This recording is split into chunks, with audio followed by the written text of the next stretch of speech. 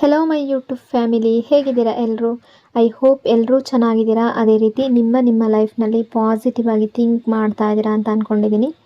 ಇವತ್ತಿನ ರೀಡಿಂಗಲ್ಲಿ ಬ್ಯೂಟಿಫುಲ್ ಆಗಿರುವಂತಹ ಯಾವ ಎನರ್ಜಿ ಇದೆ ಅಂತ ನೋಡೋಣ. ಮೊದಲು ಕಾಮಾಗಿ ಕೂತ್ಕೊಳ್ಳಿ, ಡೀಪ್ ಬ್ರೀತನ್ನು ತಗೊಳ್ಳಿ, ನಿಮ್ಮ ಮೈಂಡ್ ಮತ್ತು ಮನಸ್ಸನ್ನು ರಿಲ್ಯಾಕ್ಸ್ ಮಾಡ್ಕೊಳ್ಳಿ. ಈಗ ನಿಮ್ಮ ಪರ್ಸನ್ ಹೆಸರನ್ನು ಮನಸಾರೆ 3 ಬಾರಿ ನೆನಪಿಸ್ಕೊಳ್ಳಿ. ನಿಮ್ಮ ಪರ್ಸನ್ ಫೇಸನ್ನು ಇಮ್ಯಾಜಿನ್ ಮಾಡ್ಕೊಳ್ಳಿ. ಅವರು ಮತ್ತು ನೀವು ಒಟ್ಟಿಗೆ ಕಳೆದಿರುವ ಬ್ಯೂಟಿಫುಲ್ ಮೆಮೊರೀಸ್ನ ನೆನಪು ಮಾಡ್ಕೊಳ್ಳಿ. ಅದಕ್ಕೂ ಮೊದಲು ಈ ರೀಡಿಂಗ್ ನಿಮ್ಮವರೆಗೂ ತಲುಪಿದೆ ಅಂದರೆ ಯು ಆರ್ ಸೋ ಬ್ಲೆಸ್ಡ್. ಯೂನಿವರ್ಸ್ಗೆ ಗ್ರ್ಯಾಟಿಟ್ಯೂಡ್ ಹೇಳಿ, ಥ್ಯಾಂಕ್ ಯು ಯೂನಿವರ್ಸ್ ಅಂತ ಹೇಳಿ ನಿಮ್ಮ ಪರ್ಸನ್ ಎನರ್ಜಿಯನ್ನು ಫೀಲ್ ಮಾಡಿ. ಬ್ಯೂಟಿಫುಲ್ ಆಗಿರುವ ಎನರ್ಜಿ ಬಂದಾಗ ಅದನ್ನು ರಿಸೀವ್ ಮಾಡ್ಕೊಳ್ಳಿ. ಇದು ಜನರಲ್ ರೀಡಿಂಗ್ ಆಗಿರುತ್ತೆ. ಸೊ ಎಲ್ಲ ವಿಷಯಗಳು ಎಲ್ಲರಿಗೂ ಕೂಡ ಮ್ಯಾಚ್ ಆಗಲೇಬೇಕು ಅಂತ ಇಲ್ಲ. ನಿಮ್ಮ ಸಿಚುವೇಶನ್ಗೆ ಮ್ಯಾಚ್ ಆಗುವ ಎನರ್ಜಿ ಮಾತ್ರ ರಿಸೀವ್ ಮಾಡ್ಕೊಳ್ಳಿ. ಯಾವುದಾದ್ರೂ ಭಾಗ ನಿಮಗೆ ಮ್ಯಾಚ್ ಆಗಲಿಲ್ಲ ಅಂದರೆ ಅದನ್ನು ಫೋರ್ಸ್ ಆಗಿ ತಗೊಳ್ಬೇಡಿ, ಸಿಂಪಲ್ ಆಗಿ ಸ್ಕಿಪ್ ಮಾಡಿ. ಹಾಗಾಗಿ ಓವರ್ ಆಗಿ ನೆಗೆಟಿವ್ ಆಗಿ ಯೋಚನೆ ಮಾಡಬೇಡಿ. ನಿಮ್ಮ ಮನಸ್ಸನ್ನು ಅನಾವಶ್ಯಕ ಭಯಗಳಿಂದ ತುಂಬಿಸ್ಕೊಳ್ಬೇಡಿ. ಯಾವುದೇ ರಿಲೇಷನ್ಶಿಪ್ಪಲ್ಲಿ ಆಗಿರಲಿ, ಪಾಸಿಟಿವ್ ಎನರ್ಜಿ ಅನ್ನೋದು ತುಂಬ ಇಂಪಾರ್ಟೆಂಟ್ ಆಗಿರುತ್ತೆ. ರೀಡಿಂಗನ್ನು ನೋಡಬೇಕಾದ್ರೆ ವಿಡಿಯೋನ ಲೈಕ್ ಮಾಡ್ಕೊಳ್ಳಿ. ಅದೇ ರೀತಿ ಚಾನಲ್ನ ಸಬ್ಸ್ಕ್ರೈಬ್ ಮಾಡಿಕೊಂಡು ಕನೆಕ್ಟ್ ಆಗಿ. ಮೊದಲಿಗೆ ಯಾವ ಎನರ್ಜಿ ಇದೆ ಅಂತ ನೋಡೋದಾದರೆ, ಇಲ್ಲಿ ಏನಾಗಿದೆ ನಿಮ್ಮಿಬ್ಬರ ನಡುವೆ ಅಂತ ಗೊತ್ತಿಲ್ಲ. ಈ ಪರ್ಸನ್ ಅಷ್ಟೊಂದು ಸೀರಿಯಸ್ ಆಗಿರಲಿಲ್ಲ ರಿಲೇಷನ್ಶಿಪ್ಪಲ್ಲಿ. ಅವರು ಇದನ್ನು ತುಂಬ ಲೈಟ್ಲಿ ತೊಗೊಂಡಿದ್ದಾರೆ. ಅವರು ಈ ಕನೆಕ್ಷನನ್ನು ತುಂಬ ಲೈಟ್ಲಿ ತೊಗೊಂಡಿದ್ದಾರೆ. ಹಾಗಾಗಿ ಬಹುಶಃ ಅವರು ನಿಮಗೆ ಕಮಿಟ್ಮೆಂಟ್ ಕೂಡ ಕೊಟ್ಟಿಲ್ಲ, ಮತ್ತು ನೀವು ಕಮಿಟ್ಮೆಂಟ್ ಕೂಡ ರಿಸೀವ್ ಆಗದ ಕನೆಕ್ಷನಲ್ಲಿ ಇರೋದಕ್ಕೆ ಬಯಸ್ತಾ ಇಲ್ಲ.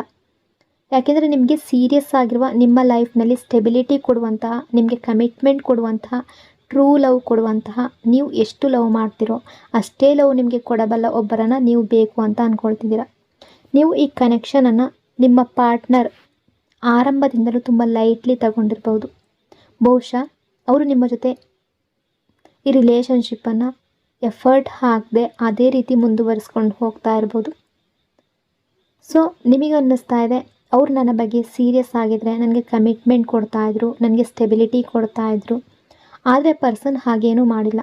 ಹಾಗಾಗಿ ಈ ಕನೆಕ್ಷನ್ನಲ್ಲಿ ನಿಮಗೆ ಬೇಕಾದ ಸ್ಟೆಬಿಲಿಟಿ ಇನ್ನೂ ರಿಸೀವ್ ಆಗಿಲ್ಲ. ಅದೇ ಕಾರಣಕ್ಕೆ ಒಳಗಿನಿಂದ ನಿಮಗೆ ಇನ್ಸೆಕ್ಯೂರ್ ಆಗ್ತಾ ಇದೆ. Blame and self blame energy. So ಈ ಪರ್ಸನ್ ನಿಮ್ಮನ್ನು ಬ್ಲೇಮ್ ಮಾಡಿ ಹೋಗಿರ್ಬೋದು. ಈ ಪರ್ಸನ್ ನಿಮ್ಮನ್ನು ಹರ್ಟ್ ಮಾಡಿ ಹೋಗಿರ್ಬೋದು. ನಿಮ್ಮನ್ನೇ ನೀವು ತಪ್ಪಿತಸ್ಥರು ಅಂದುಕೊಳ್ಳುವ ಹಾಗೆ ಕಾಣ್ತಾ ಇದೆ. ಈ ಕನೆಕ್ಷನಲ್ಲಿ ಏನೇ ಆಗಿದ್ರೂ ಅದು ನಿಮ್ಮ ಕಾರಣದಿಂದಲೇ ಆಯಿತು ಅಂತ ನಿಮಗೆ ಅನ್ನಿಸ್ತಾ ಇದೆ. ಯಾಕೆಂದರೆ ಈ ವ್ಯಕ್ತಿ ಬಹುಶಃ ನಿಮ್ಮ ಜೊತೆ ಬ್ಲೇಮ್ ಗೇಮ್ ಆಡ್ಕೊಂಡು ಹೋಗಿರ್ಬೋದು. ಅವರು ನಿಮ್ಮನ್ನು ತಪ್ಪಿತಸ್ಥರು ಅನ್ನೋ ರೀತಿ ನಿಮಗೆ ಬ್ಲೇಮ್ ಮಾಡಿರ್ಬೋದು.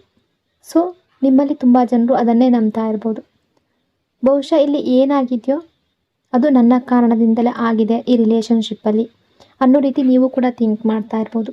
ಹಾಗಾಗಿ ನಿಮ್ಮಲ್ಲಿ ಇಂತಹ ಥಾಟ್ ಪ್ಯಾಟರ್ನ್ ಇದ್ದರೆ, ಅಂದರೆ ಪ್ರತಿಯೊಂದು ವಿಷಯಕ್ಕೂ ನಿಮ್ಮನ್ನೇ ರೆಸ್ಪಾನ್ಸಿಬಲ್ ಅಂತ ಅಂದ್ಕೊಳ್ತಾ ಇದ್ದರೆ ಆ ರೀತಿ ಆಗಿರೋದಲ್ಲ. ರಿಲೇಷನ್ಶಿಪ್ ಯಾವಾಗಲೂ ಇಬ್ಬರು ಇರುವಂಥದ್ದು. ಮಿಸ್ಟೇಕ್ ಒಬ್ಬರದ್ದೇ ಆಗಿರೋದಕ್ಕೆ ಸಾಧ್ಯ ಇಲ್ಲ. ಹಾಗಾಗಿ ಈ ವಿಷಯವನ್ನು ಸರಿಯಾದ ರೀತಿಯಲ್ಲಿ ಅರ್ಥ ಮಾಡ್ಕೊಳ್ಳಿ. ಇದು ನಿಮ್ಮ ತಪ್ಪು ಮಾತ್ರ ಅಲ್ಲ. ನಿಮ್ಮಿಂದ ಎಷ್ಟು ಮಿಸ್ಟೇಕ್ಸ್ ಆಗಿದೆಯೋ ಅಷ್ಟೇ ನಿಮ್ಮ ಪಾರ್ಟ್ನರ್ ಕಡೆಯಿಂದಲೂ ಆಗಿದೆ. ಇಲ್ಲಿ ಇಬ್ಬರ ಕಡೆಯಿಂದಲೂ ಮಿಸ್ಟೇಕ್ಸ್ ಕಾಣಿಸ್ತಾ ಇದೆ. ಹಾಗಾಗಿ ನೀವು ಸಂಪೂರ್ಣವಾಗಿ ರೆಸ್ಪಾನ್ಸಿಬಲ್ ಅಲ್ಲ ಅನ್ನೋದನ್ನು ಅರ್ಥ ಮಾಡ್ಕೊಳ್ಳಿ. ಮೊದಲಿಗೆ ನಿಮ್ಮನ್ನೇ ಬ್ಲೇಮ್ ಮಾಡೋದನ್ನು ನಿಲ್ಲಿಸಿ. ನನ್ನ ಕಾರಣದಿಂದಲೇ ಇದೆಲ್ಲ ಆಯಿತು, ನನ್ನ ಕಾರಣದಿಂದಲೇ ಈ ನೋ ಕಾಂಟ್ಯಾಕ್ಟ್ ಸಿಚುವೇಶನ್ ಆಯಿತು ಅಂತ ನಿಮ್ಮನ್ನೇ ನೀವು ಬ್ಲೇಮ್ ಮಾಡ್ಕೋಬೇಡಿ. ನಾನು ಇವರಿಗೆ ಅಷ್ಟು ಲವ್ ಕೊಡಲಿಲ್ಲ, ನಾನು ಅವರಿಗೆ ಅಷ್ಟು ಕೇರ್ ಮಾಡಲಿಲ್ಲ ಅಂತ ಅಂದ್ಕೊಳ್ಬೋದು. ಆದರೆ ನೀವು ಒಂದು ಸಲ ಯೋಚನೆ ಮಾಡಿ, ಅವರು ನಿಮಗೆ ಅಷ್ಟು ಲವ್ ಕೊಟ್ಟಿದ್ದಾರಾ? ಅವರು ನಿಮಗೆ ಅಷ್ಟು ಕೇರ್ ಕೊಟ್ಟಿದ್ದಾರಾ? ಇಲ್ಲ ಅಲ್ವಾ? ಆದರೂ ನೀವು ಅವರ ಜೊತೆ ತುಂಬ ಲವ್ ಮತ್ತು ಕೇರ್ ಜೊತೆ ಇದ್ರಿ. ಆದರೂ ನೀವು ಅವರ ಜೊತೆ ಪ್ರತಿಯೊಂದು ಸಮಯದಲ್ಲೂ ಸ್ಟ್ರಾಂಗ್ ಆಗಿ ನಿಲ್ತಾ ಇದ್ರಿ. ಹಾಗಾಗಿ ಯಾವುದಕ್ಕೂ ನಿಮ್ಮನ್ನೇ ರೆಸ್ಪಾನ್ಸಿಬಲ್ ಅಂತ ಅಂದ್ಕೊಳ್ಬೇಡಿ. ನೀವೊಬ್ಬರೇ 100% ರೆಸ್ಪಾನ್ಸಿಬಲ್ ಅಲ್ಲ. Hope and healing energy. ಇಲ್ಲಿ ನಿಮ್ಮ ಹೋಪ್ ನಿಧಾನವಾಗಿ ಕಡಿಮೆ ಆಗ್ತಾ ಇರುವ ಹಾಗಿದೆ. ನಿಮಗೆ ಇಲ್ಲ, ಬಹುಶಃ ಈಗ ಈ ಕನೆಕ್ಷನ್ನಲ್ಲಿ ಏನೂ ಆಗೋದಿಲ್ಲ ಅಂತ ಅನ್ನಿಸ್ತಾ ಇರ್ಬೋದು. ಬಹುಶಃ ಈ ಕನೆಕ್ಷನಲ್ಲಿ ಮುಂದುವರಿಯೋದಕ್ಕೆ ಸಾಧ್ಯ ಇಲ್ಲ ಅಥವಾ ಮುಂದುವರಿತಾ ಇಲ್ಲ. ಈ ವ್ಯಕ್ತಿ ಯಾವುದೇ ಎಫರ್ಟ್ ಹಾಕ್ತಾ ಇಲ್ಲ, ಈ ಪರ್ಸನ್ ಮತ್ತೆ ಬರೋದಿಲ್ಲ ಅಂತ ನಿಮಗೆ ಅನ್ನಿಸ್ತಾ ಇರ್ಬೋದು. ಅಥವಾ ನಾನು ಎಕ್ಸ್ಪೆಕ್ಟ್ ಮಾಡ್ತಾ ಇರುವ ಹಾಗೆ ಇನ್ನು ಮುಂದೆ ಏನೂ ಆಗೋದಿಲ್ಲ ಅಂತ ನಿಮಗೆ ಅನ್ನಿಸ್ತಾ ಇದೆ. ನೀವೆಲ್ಲೋ ನಿಮ್ಮ ಹೋಪನ್ನು ಲೂಸ್ ಮಾಡ್ಕೊಳ್ತಾ ಇದ್ದೀರ. ಟೈಮ್ ಬೈ ಟೈಮ್ ನಿಮ್ಮ ಹೋಪ್ ಕಡಿಮೆ ಆಗ್ತಾ ಹೋಗ್ತಾ ಇದೆ. ಈ ಕನೆಕ್ಷನಲ್ಲಿ ಇನ್ನೂ ಏನಾದರೂ ಆಗ್ಬೋದು ಅನ್ನೋ ಹೋಪ್ ಕೂಡ ನಿಮಗೆ ಉಳ್ಕೊಳ್ತಾ ಇಲ್ಲ. Missing and inner pain energy. ನೀವು ಇವತ್ತಿಗೂ ನಿಮ್ಮ ಪರ್ಸನ್ ಬಗ್ಗೆ ತುಂಬ ಯೋಚನೆ ಮಾಡ್ತಾ ಇದ್ದೀರಾ. ನೀವು ಹೊರಗಡೆ ತುಂಬ ಸ್ಟ್ರಾಂಗಾಗಿ ತೋರಿಸ್ಕೊಳ್ತಾ ಇದ್ದೀರಾ. ಬಟ್ ನೀವು ಈ ನೋ ಕಾಂಟ್ಯಾಕ್ಟ್ ಸಿಚುವೇಶನಿಂದ ಹೀಲ್ ಆಗಿದ್ದೀರಾ. ನಿಮ್ಮ ಪರ್ಸನನ್ನು ಮಿಸ್ ಮಾಡೋದೇ ಇಲ್ಲ, ಅವರ ನೆನಪೇ ಬರೋದಿಲ್ಲ ಅಂತ ಸ್ಟ್ರಾಂಗ್ ಆಗಿ ಜಗತ್ತಿನ ಮುಂದೆ ತೋರಿಸ್ತಾ ಇದ್ದೀರಾ. ಆದರೆ ಒಳಗಿನಿಂದ ನೀವು ಅವರನ್ನು ತುಂಬ ಮಿಸ್ ಮಾಡ್ತಾ ಇದ್ದೀರಾ. ಅವರನ್ನು ನೆನಪಿಸ್ಕೊಳ್ಳೋದು, ರಾತ್ರಿ ಅವರನ್ನು ಮಿಸ್ ಮಾಡೋದು, ಇವೆಲ್ಲವೂ ನಿಮ್ಮ ಜೊತೆ ತುಂಬ ನಡೀತಾ ಇರ್ಬೋದು. ನಿಮ್ಮೊಳಗೆ ಇನ್ನೂ ಇರುವ ಪೇಯ್ನ್, ಆ ನೋವು ಯಾರಿಗೂ ಕಾಣಿಸ್ತಾ ಇಲ್ಲ. ಆ ಪೇಯ್ನ್ ಮತ್ತು ಆ ನೋವನ್ನು ನೀವು ಮಾತ್ರ ಅರ್ಥ ಮಾಡ್ಕೊಳ್ತಾ ಇದ್ದೀರಾ. ನೀವು ಈಗಲೂ ಒಳಗಿನಿಂದ ಏನು ಫೇಸ್ ಮಾಡ್ತಾ ಇದ್ದೀರಾ ಅನ್ನೋದು ನಿಮಗೆ ಮಾತ್ರ ಗೊತ್ತು. ನಿಮ್ಮೊಳಗೆ ಇನ್ನೂ ಪೇಯ್ನ್ ಮತ್ತು ನೋವು ಕಾಣಿಸ್ತಾ ಇದೆ. ನೀವು ಈಗ ಹ್ಯಾಪಿ ಆಗಿರುವ ಹಾಗೆ ಎನರ್ಜಿ ಇಲ್ಲ. ನೀವು ಹ್ಯಾಪಿ ಆಗಿಲ್ಲ. ಬಹುಶಃ ನೀವು ನಿಮ್ಮ ಮೇಲೆ ಇನ್ನಷ್ಟು ವರ್ಕ್ ಮಾಡಬೇಕಾಗಿದೆ. ನಿಮ್ಮ ಮೇಲೆ ವರ್ಕ್ ಮಾಡಲೇಬೇಕು. ಸ್ವಲ್ಪ ನಿಮ್ಮ ಸೆಲ್ಫ್ ಮೇಲೆ ವರ್ಕ್ ಮಾಡಬೇಕು. ಸೆಲ್ಫ್ ಲವ್ ಮಾಡಬೇಕು. Attraction and self worth energy ನಿಮ್ಮ ಓರಾ ತುಂಬ ಇನ್ಕ್ರೀಸ್ ಆಗಿದೆ. ಅಂದರೆ ನಿಮ್ಮ ಓರಾಗೆ ತುಂಬ ಚೆನ್ನಾಗಿ ಕಾಣ್ತಾ ಇದೆ.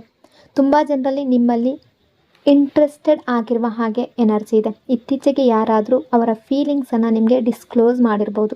ಅಥವಾ ನೀವು ಎಕ್ಸ್ಟ್ರೀಮ್ಲಿ ಬ್ಯೂಟಿಫುಲ್ ಆಗಿದ್ದು ನಿಮ್ಮ ಮುಂದೆ ಮಲ್ಟಿಪಲ್ ಆಪ್ಷನ್ಸ್ ಇರ್ಬೋದು, ಅದು ಕೂಡ ಆಗಿರ್ಬೋದು. ಆದರೆ ಇಷ್ಟೆಲ್ಲ ರಿಸೀವ್ ಮಾಡಿದ್ರೂ ಕೂಡ ನೀವು ನಿಮ್ಮನ್ನೇ ಕಡಿಮೆ ಅನ್ನೋ ರೀತಿ ಥಿಂಕ್ ಮಾಡ್ತಾ ಇದ್ದೀರಾ. ನೀವು ಎಲ್ಲೋ ಒಳಗಿನಿಂದ ನಿಮ್ಮ ಸೆಲ್ಫ್ ಎಸ್ಟೀಮ್ ತುಂಬ ಕಡಿಮೆ ಇಟ್ಕೊಂಡಿದ್ದೀರಾ. ನಿಮ್ಮ ಸೆಲ್ಫ್ ಎಸ್ಟೀಮ್ ಒಳಗಿನಿಂದ ತುಂಬ ಕಡಿಮೆ ಇದೆ. ವೈ? ಯಾಕೆಂದರೆ ಎಲ್ಲವೂ ಇದ್ದರೂ ನೀವು ನಿಮ್ಮನ್ನೇ ಕಡಿಮೆ ಅಂತ ಅಂದ್ಕೊಳ್ತಾ ಇದ್ದೀರಾ.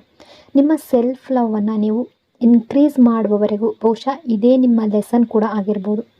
ನಿಮ್ಮ ವರ್ತನ್ನು ಅರ್ಥ ಮಾಡ್ಕೊಳ್ಳೋದು, ನೀವು ಎಷ್ಟು ವ್ಯಾಲ್ಯೂಬಲ್ ಆಗಿದ್ದೀರಾ ಅನ್ನೋದನ್ನು ಅರ್ಥ ಮಾಡ್ಕೊಳ್ಬೇಕು. ನಿಮ್ಮ ವರ್ತ್ ಏನು ಅನ್ನೋದನ್ನು ಅರ್ಥ ಮಾಡ್ಕೊಳ್ಬೇಕು. ನೀವು ತುಂಬ ನಿಮ್ಮ ಪಾರ್ಟ್ನರ್ ಮೇಲೆ ಡಿಪೆಂಡೆಂಟ್ ಆಗಿದ್ದೀರಾ ಅನ್ನೋ ಎನರ್ಜಿ ಕೂಡ ಇದೆ. ಅಷ್ಟು ಡಿಪೆಂಡೆನ್ಸಿ ಇರಬಾರ್ದು. ಈ ಡಿಪೆಂಡೆನ್ಸಿಗಾಗಿ ನೀವು ತುಂಬ ಮಾಡಿದ್ದೀರಾ. ನಿಮ್ಮ ಪಾರ್ಟ್ನರ್ಗೆ ತುಂಬ ಎನರ್ಜಿ ಕೊಟ್ಟಿದ್ದೀರಾ. ನಿಮ್ಮ ಪಾರ್ಟ್ನರ್ ಯಾವಾಗಲೂ ನಿಮ್ಮಿಂದ ರಿಸೀವ್ ಮಾಡಿದ್ದಾರೆ, ಆದರೆ ನಿಮಗೆ ಬದಲಾಗಿ ಏನೂ ಕೊಟ್ಟಿಲ್ಲ. ಇಲ್ಲಿ ಏನಿದೆ ಅಂದರೆ ನಿಮ್ಮ ಎನರ್ಜಿ ಯಾವಾಗಲೂ ಡ್ರೈನ್ ಆಗ್ತಾಯಿತ್ತು. ಇವತ್ತಿಗೂ ನೀವು ಅವರನ್ನು ಸ್ಟಾಕ್ ಮಾಡ್ತಾ ಇದ್ದೀರಾ. ಅವರ ಬಗ್ಗೆ ಯೋಚನೆ ಮಾಡೋದ್ರಿಂದ ನಿಮ್ಮ ಎನರ್ಜಿ ಇನ್ನೂ ಡ್ರೈನ್ ಆಗ್ತಾ ಇದೆ.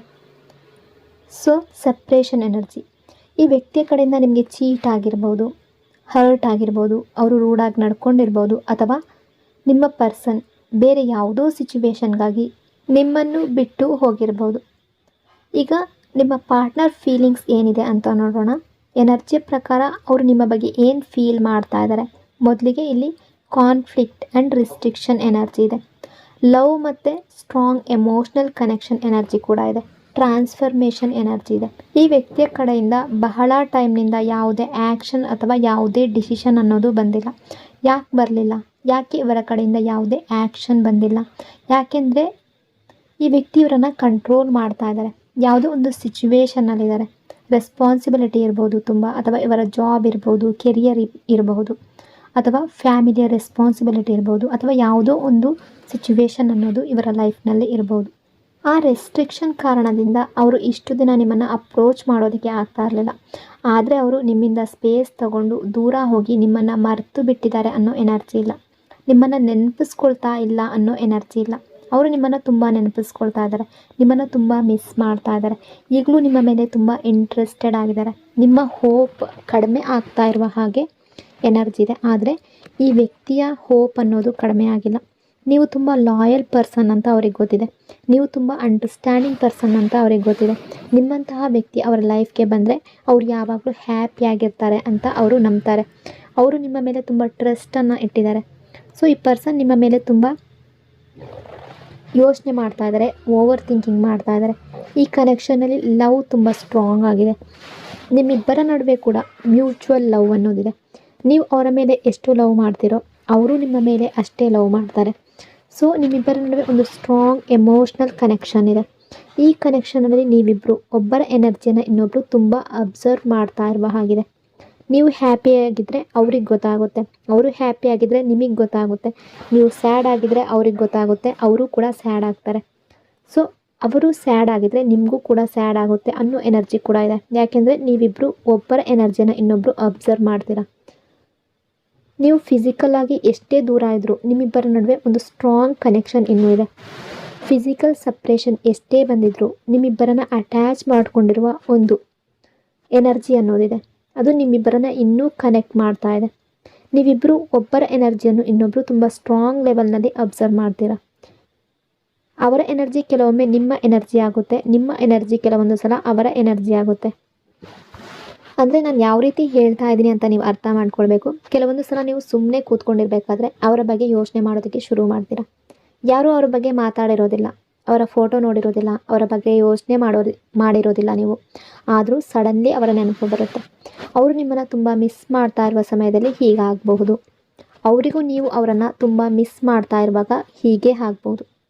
ಅಂದರೆ ನೀವು ನೆನಪು ಮಾಡ್ಕೊಳ್ತಾ ಇರುವಾಗ ಸಡನ್ನಾಗಿ ಅವರಿಗೆ ನಿಮ್ಮ ನೆನಪು ಅನ್ನೋದು ಬರ್ಬೋದು. ಇದು ನಿಮ್ಮಿಬ್ಬರ ನಡುವೆ ಇರುವ ಒಂದು ಅನ್ಸೀನ್ ಕನೆಕ್ಷನ್. ಕಾಣಿಸ್ತೇ ಇದ್ದರೂ ಕೂಡ ನಿಮ್ಮಿಬ್ಬರ ನಡುವೆ ಇರುವ ಒಂದು connection. Transformation and surrender energy. ಈ ವ್ಯಕ್ತಿ ಎಲ್ಲವನ್ನು ನ್ಯಾಚುರಲಿ ಹ್ಯಾಪನ್ ಆಗೋದಕ್ಕೆ ಬಿಡಬೇಕು ಅಂದುಕೊಂಡಿರುವ ಎನರ್ಜಿ ಇದೆ. ಅದಕ್ಕಾಗಿ ಅವರು ಯಾವುದೇ ಆ್ಯಕ್ಷನ್ ತಗೊಳ್ತಾ ಇಲ್ಲ. ಈ ಕನೆಕ್ಷನ್ ಮುಂದೆ ಯಾವ ಡೈರೆಕ್ಷನ್ಗೆ ಹೋಗುತ್ತೋ ಅನ್ನೋದನ್ನು ನ್ಯಾಚುರಲಿ ನೋಡಬೇಕು ಅಂತ ಅಂದ್ಕೊಳ್ತಾ ಇದ್ದಾರೆ. ನಮ್ಮ ಕನೆಕ್ಷನ್ ಮುಂದೆ ಹೇಗೆ ಹೋಗುತ್ತೆ, ಏನಾಗುತ್ತೆ ಅಂತ ನೋಡ್ತಾ ಇದ್ದಾರೆ. ಸೊ ನೀವು ಅವರ ಡೆಸ್ಟಿನಿಯಲ್ಲಿದ್ದರೆ, ಅವರು ನಿಮ್ಮ ಡೆಸ್ಟಿನಿಯಲ್ಲಿದ್ದರೆ ಮತ್ತೆ ಲೈಫ್ಗೆ ಬಂದೇ ಬರ್ತೀರಾ ಅನ್ನೋ ಎನರ್ಜಿ ಇದೆ. ಸೊ ಆ ರೀತಿ ಥಿಂಕ್ ಮಾಡ್ತಾ ಇದ್ದಾರೆ, ಆ ರೀತಿ ನಂಬ್ತಾ ಇದ್ದಾರೆ. ಅದಕ್ಕಾಗಿ ಅವರು ಈಗಲೂ ಆ್ಯಕ್ಷನ್ ತಗೊಳ್ತಾ ಇಲ್ಲ. ಇದು ಕೂಡ ಒಂದು ರೀಸನ್ ಆಗಿರ್ಬೋದು. ಇವರ ಆ್ಯಕ್ಷನ್ ಮತ್ತು ಮೂಮೆಂಟ್ ಕಾಣಿಸ್ತಾ ಇರೋದಕ್ಕೆ ಇಂತಹ ರೀಸನ್ಸ್ ಕೂಡ ಇರಬಹುದು. ಆದರೆ ಈ ರೀಸನ್ ಮುಂದೆ ಚೇಂಜ್ ಆಗುವ ಹಾಗೆ ಕಾಣ್ತಾ ಇದೆ. ಅವರ ಥಾಟ್ ಪ್ಯಾಟರ್ನಲ್ಲಿ ಚೇಂಜ್ ಬರುತ್ತೆ. ಈ ವ್ಯಕ್ತಿ ಅವರೊಳಗೆ ಒಂದು ದೊಡ್ಡ ಚೇಂಜ್ ತರೋದಕ್ಕೆ ಬಯಸ್ತಾ ಇದ್ದಾರೆ. ಮುಂದೆ ಅವರ ಥಾಟ್ಸ್ನಲ್ಲಿ ಚೇಂಜ್ ಬರ್ಬೋದು. ಮುಂದೆ ಅವರ ಎಮೋಷನ್ಸ್ ತುಂಬ ಓವರ್ಫ್ಲೋ ಆಗ್ಬೋದು. ಈಗ ಅವರು ಅವರ ಎಮೋಷನ್ಸನ್ನು ಕಂಟ್ರೋಲ್ ಮಾಡಿಕೊಂಡು ಕೂತ್ಕೊಂಡಿದ್ರು ಕೂಡ ಎಲ್ಲವೂ ನ್ಯಾಚುರಲಿ ಆಗಬೇಕು ಅಂತ ಅಂದ್ಕೊಂಡಿದ್ರು. ಒಂದು ಟೈಮ್ನಲ್ಲಿ ಅವರ ಎಮೋಷನ್ಸ್ ಟ್ರಿಗರ್ ಆಗಬಹುದು. ಆ ಟೈಮ್ನಲ್ಲಿ ಅವರು ನಿಮ್ಮಿಂದ ದೂರ ಇರೋದಕ್ಕೆ ಸಾಧ್ಯ ಆಗದೆ ಹೋಗ್ಬೋದು. ಕೆಲವು ಜನರ ರಿಲೇಷನ್ಶಿಪ್ಪಲ್ಲಿ ಮುಂದೆ ಅವರ ಪಾರ್ಟ್ನರಿಂದ ಸಡನ್ಲಿ ಮೆಸೇಜ್ ಅಥವಾ ಕಾಲ್ ಬರಬಹುದು. ನೀವು ಎಕ್ಸ್ಪೆಕ್ಟ್ ಕೂಡ ಮಾಡದ ಟೈಮ್ನಲ್ಲಿ, ನಿಮಗೆ ಇದು ನೆಕ್ಸ್ಟ್ ಟು ಇಂಪಾಸಿಬಲ್ ಅನ್ನಿಸುವ ಟೈಮ್ನಲ್ಲಿ ಸಡನ್ಲಿ ಅವರಿಂದ ಕಾಲ್ ಬರ್ಬೋದು, ಸಡನ್ಲಿ ಅವರಿಂದ ಮೆಸೇಜ್ ಬರಬಹುದು. ಸೊ ಇಂತಹ ಒಂದು ಸಿಚುವೇಶನ್ ಹ್ಯಾಪನ್ ಆಗ್ಬೋದು. ಒಂದು ದೊಡ್ಡ ಚೇಂಜ್ ಬರಬಹುದು. ಲಾಂಗ್ ಡಿಸ್ಟೆನ್ಸ್ ರಿಲೇಷನ್ಶಿಪ್ಪಲ್ಲಿ ಇರುವ ಕೆಲವರಿಗೂ ಇದು ರೆಸನೇಟ್ ಆಗ್ಬೋದು. ಸೊ ಈ ವ್ಯಕ್ತಿ ಲಾಸ್ಟ್ ಟೈಮ್ನಲ್ಲಿ ನಿಮಗೆ ಏನು ಹೇಳಿ ಹೋಗಿದ್ರು ಅನ್ನೋದು ಅವರ ಮೈಂಡ್ನಲ್ಲಿ ಈಗ ತುಂಬ ರೀಕಾಲ್ ಆಗ್ತಾ ಇದೆ. ನಿಮ್ಮಿಬ್ಬರ ನಡುವೆ ನಡೆದ ಲಾಸ್ಟ್ ಕಾನ್ವರ್ಜೇಷನ್ ಅವರಿಗೆ ಮತ್ತೆ ಮತ್ತೆ ನೆನಪಾಗ್ತಾ ಇದೆ. ಅವ್ರು ನಿಮಗೆ ಏನು ಹೇಳಿದ್ರು ಅನ್ನೋದು ಅವರಿಗೆ ಈಗ ನೆನಪಾಗ್ತಾ ಇದೆ. ವಿಶೇಷವಾಗಿ ಅವರು ನಿಮಗೆ ನೀನು ಮೂವ್ ಆನ್ ಆಗು, ನಾನು ಮತ್ತೆ ಈ ರಿಲೇಷನ್ಶಿಪ್ಪಲ್ಲಿ ಬರೋದಿಲ್ಲ ಅಂತ ಹೇಳಿದ್ರೆ, ಅಥವಾ ನಿಮ್ಮನ್ನು ಬಿಟ್ಟು ದೂರ ಆಗಿದ್ರೆ, ಅಥವಾ ನಿಮಗೆ ಪ್ರಾಪರ್ ಕ್ಲಾರಿಟಿ ಕೊಡದೆ ಹೋಗಿದ್ರೆ, ಅಥವಾ ನಮ್ಮ ಮನೆಯಲ್ಲಿ ಒಪ್ಪೋದಿಲ್ಲ, ಫ್ಯಾಮಿಲಿಯಲ್ಲಿ ಒಪ್ಪೋದಿಲ್ಲ, ನಾವು ಈ ರಿಲೇಷನ್ಶಿಪ್ಪನ್ನು ಕಂಟಿನ್ಯೂ ಮಾಡಬಾರ್ದು ಅಂತ ಹೇಳಿದ್ರೆ, ಆ ರೀತಿ ಏನಾದರೂ ಮಾತುಕತೆಗಳು ನಿಮ್ಮಿಬ್ಬರ ನಡುವೆ ನಡೆದಿದ್ದರೆ, ನಿಮ್ಮಿಬ್ಬರ ನಡುವೆ ನಡೆದ ಲಾಸ್ಟ್ ಕಾನ್ವರ್ಜೇಷನ್ ಏನೇ ಆಗಿರಲಿ ಅದನ್ನು ಅವರು ತುಂಬ ರೀಕಾಲ್ ಮಾಡ್ತಾ ಇದ್ದಾರೆ. ಅವರು ನಿಮಗೆ ಹೇಳಿದ್ದನ್ನು ನೆನಪಿಸ್ಕೊಳ್ತಾ ಇದ್ದಾರೆ. ನಾನು ಅವರಿಗೆ ಹಾಗೆ ಹೇಳಬಾರ್ದಿತ್ತು, ಆ ರೀತಿ ಮಾತನಾಡಬಾರ್ದಿತ್ತು ಅಂತ ಫೀಲ್ ಮಾಡ್ತಾ ಇರುವ ಎನರ್ಜಿ ಇದೆ. ಅದೇ ವಿಷಯ ಈಗ ಅವರನ್ನು ರೆಸ್ಟ್ರಿಕ್ಟ್ ಮಾಡ್ತಾ ಇದೆ. ಸೊ ಅವರಿಗೆ ಮೂವ್ ಆನ್ ಆಗು ಅಂತ ಹೇಳಿ ಹೋಗಿದ್ದೆ, ಈಗ ನಾನು ಮತ್ತೆ ಹೇಗೆ ಅವರ ಕಡೆ ಹೋಗಲಿ ಅಂತ ಅವ್ರಿಗೆ ಅನ್ನಿಸ್ತಾ ಇದೆ. ನಾನು ಹೇಗೆ ಅವ್ರ ಜೊತೆ ಮಾತಾಡಲಿ, ಹೇಗೆ ಕಾಲ್ ಮಾಡಲಿ, ಹೇಗೆ ಮೆಸೇಜ್ ಮಾಡಲಿ, ಅವರು ನಿಮ್ಮಿಂದ ನೀನು ನನಗೆ ಹಾಗೆ ಹೇಳಿದ್ಯಲ್ಲ, ಈಗ ಯಾಕೆ ಕಾಲ್ ಮಾಡ್ತಾ ಇದೆಯಾ ಅಂತ ಕೇಳ್ಬೋದು ಅನ್ನೋ ಭಯ ಅವರಿಗಿದೆ. ಈ ವಿಷಯ ಅವರಿಗೆ ಹೆಸಿಟೇಷನ್ ಕೊಡ್ತಾ ಇದೆ. Stability and commitment energy. ಮುಂದೆ ಈ ವ್ಯಕ್ತಿ ಲೈಫ್ನಲ್ಲಿ ಅವರನ್ನು ರಿಸ್ಟ್ರಿಕ್ಟ್ ಮಾಡ್ತಾ ಇರುವ ವಿಷಯ ನಿಧಾನವಾಗಿ ಕಡಿಮೆ ಆಗುವಂತಹ ಎನರ್ಜಿ ಇದೆ.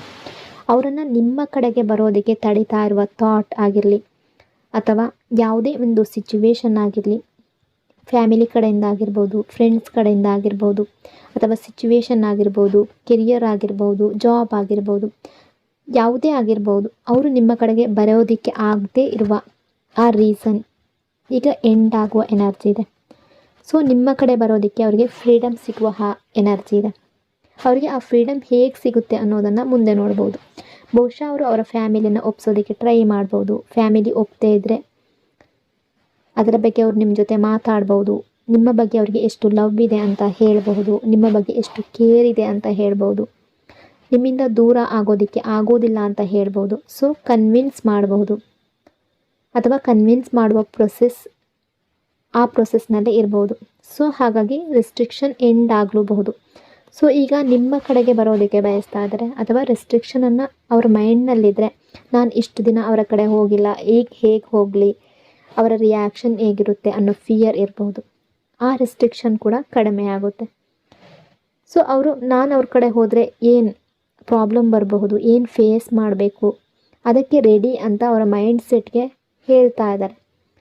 ಸೊ ನೀವು ಅವರ ಮೇಲೆ ಸಿಟ್ಟಾಗ್ಬೋದು, ನಿಮ್ಮ ಮಿಸ್ಟೇಕ್ಸ್ ಹೇಳ್ಬೋದು, ಫೈಟ್ ಆಗಬಹುದು, ಆರ್ಗ್ಯುಮೆಂಟ್ಸ್ ಆಗ್ಬೋದು. ನಿಮ್ಮ ಕೋಪವನ್ನು ಅವರು ಫೇಸ್ ಮಾಡೋದಕ್ಕೆ ರೆಡಿ ಆಗ್ತಾ ಇದ್ದಾರೆ. ನಿಮ್ಮ ಜೊತೆ ಬೇಕಾದ ಎಲ್ಲ ಕಾಂಪ್ರಮೈಸ್ ಮತ್ತು ಈ ರಿಲೇಷನ್ಶಿಪ್ಗೆ ಬೇಕಾದ ಸ್ಟೆಬಿಲಿಟಿ ಅದಕ್ಕೆ ರೆಡಿ ಆಗಿರುವ ಹಾಗಿದೆ.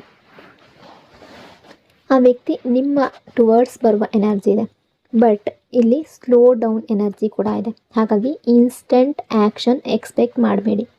ತಕ್ಷಣ ಏನಾದರೂ ಆಗುತ್ತೆ ಅಂತ ಎಕ್ಸ್ಪೆಕ್ಟ್ ಮಾಡಬೇಡಿ. ತಕ್ಷಣವೇ ಈ ಪರ್ಸನ್ ಆ್ಯಕ್ಷನ್ ತಗೊಳ್ತಾರೆ ಅಂತ ಎಕ್ಸ್ಪೆಕ್ಟ್ ಮಾಡಬೇಡಿ. ಇಲ್ಲಿ ಸ್ಲೋನೆಸ್ ಎನರ್ಜಿ ಇದೆ. Emotional offer and commitment energy. ಇಲ್ಲಿ ಒಂದು ಎಮೋಷ್ನಲ್ ಆಫರ್ ಕೂಡ ಇದೆ. ಈ ಪರ್ಸನ್ ಮತ್ತೆ ನಿಮ್ಮ ಮುಂದೆ ಬರಬಹುದು, ನಿಮಗೆ ಯಾವುದಾದ್ರೂ ಆಫರ್ ಮಾಡ್ಬೋದು. ಈ ವಿಷಯ ಅವರನ್ನು ಟ್ರಿಗರ್ ಮಾಡ್ಬೋದು. ಅವರಿಗೆ ನಾನು ಈ ಪರ್ಸನ್ಗೆ ಏನಾದರೂ ಆಫರ್ ಮಾಡಬೇಕು, ಅವ್ರ ಕಡೆ ಹೋಗಬೇಕು ಅನ್ನಿಸ್ಬೋದು. ಈ ಸಲ ಅವರು ತುಂಬ ಬ್ಲ್ಯಾಂಕ್ ಮೈಂಡ್ಸೆಟ್ ಜೊತೆ ನಿಮ್ಮ ಕಡೆ ಬರ್ತಾರೆ. ನೆಗೆಟಿವ್ ಥಾಟ್ಸ್ ತಗೊಂಡು ಬರೋದಿಲ್ಲ. ಇದು ಆಗೋದಿಲ್ಲ, ಅದು ಆಗುತ್ತೆ, ಅವ್ರು ನನ್ನನ್ನು ರಿಜೆಕ್ಟ್ ಮಾಡ್ತಾರೆ ಅನ್ನೋ ರೀತಿಯ ನೆಗೆಟಿವ್ ಥಾಟ್ ಪ್ಯಾಟ್ರನ್ ಇರೋದಿಲ್ಲ. ನಿಮ್ಮ ಕಡೆ ತುಂಬ ಪಾಸಿಟಿವ್ ಥಾಟ್ ಪ್ಯಾಟ್ರನ್ನೊಂದಿಗೆ ಬರುವ ಎನರ್ಜಿ ಇದೆ.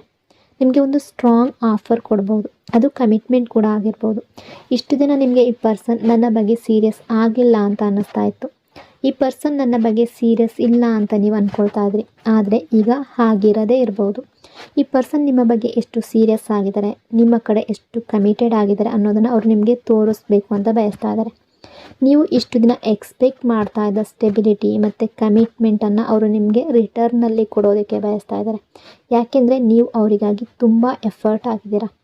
ಈಗ ಅವರು ಅದಕ್ಕೆ ರಿಟರ್ನಲ್ಲಿ ನಿಮಗೆ ಆ ಸ್ಟೆಬಿಲಿಟಿ ಮತ್ತು ಕಮಿಟ್ಮೆಂಟ್ ಕೊಡಬೇಕು ಅಂತ ಬಯಸ್ತಾ ಇದ್ದಾರೆ. ಅವರ ಹೃದಯದಲ್ಲಿ ನಿಮ್ಮ ಮೇಲೆ ತುಂಬ ಲವ್ ಇದೆ, ತುಂಬ ಹೆಚ್ಚು ಲವ್ ಇದೆ. ಈಗ ಅವರು ಬೇರೆ ಯಾರನ್ನೂ ಬೇರೆ ವಿಷಯಗಳನ್ನು ಸೈಡ್ ಲೈನ್ ಮಾಡಿ ಮತ್ತೆ ನಿಮ್ಮ ಬಗ್ಗೆ ಮಾತ್ರ ಥಿಂಕ್ ಮಾಡ್ತಾ ಇರುವ ಎನರ್ಜಿಯಲ್ಲಿದ್ದಾರೆ. ನಿಮಗೆ ಅವರು ಅನ್ಕಂಡೀಷ್ನಲ್ ಲವ್ ಕೊಡೋದಕ್ಕೆ ಬಯಸ್ತಾ ಇದ್ದಾರೆ. So separation and self love guidance energy. ಈ ಸಪ್ರೇಷನ್ ಬೇಗನೆ ಎಂಡ್ ಆಗುವ ಹಾಗಿದೆ. ಈ ಸಪ್ರೇಷನ್ಗೆ ಒಂದು ರೀಸನ್ ಇತ್ತು. ಈಗ ತುಂಬ ಜನರ ಲೈಫ್ನಲ್ಲಿ ಈ ಸಪ್ರೇಷನ್ ಎಂಡ್ ಆಗುವ ಹಾಗಿದೆ. ನೀವು ನಿಮ್ಮನ್ನೇ ಫ್ರೀ ಮಾಡ್ಕೊಳ್ಬೇಕು. ನಿಮ್ಮ ಲೈಫ್ನಲ್ಲಿ ಯಾವುದಾದ್ರೂ ಸ್ಟ್ರೆಸ್ ಅಥವಾ ಬರ್ಡನ್ ಇದ್ದರೆ ಅದರಿಂದ ನಿಮ್ಮನ್ನು ನೀವು ಫ್ರೀ ಮಾಡ್ಕೊಳ್ಬೇಕು.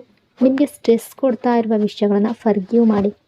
ನಾವು ಫರ್ಗಿವ್ನೆಸ್ಸನ್ನು ಎದುರಿನ ವ್ಯಕ್ತಿಗಾಗಿ ಕೊಡೋದಿಲ್ಲ, ನಮ್ಮ ಸೆಲ್ಫ್ಗಾಗಿ ಕೊಡ್ತೀವಿ. ನಾವು ಸ್ಟ್ರೆಸ್ನಲ್ಲಿ ಇರಬಾರ್ದು ಅನ್ನೋದಕ್ಕಾಗಿ ಫರ್ಗಿವ್ ಮಾಡ್ತೀವಿ.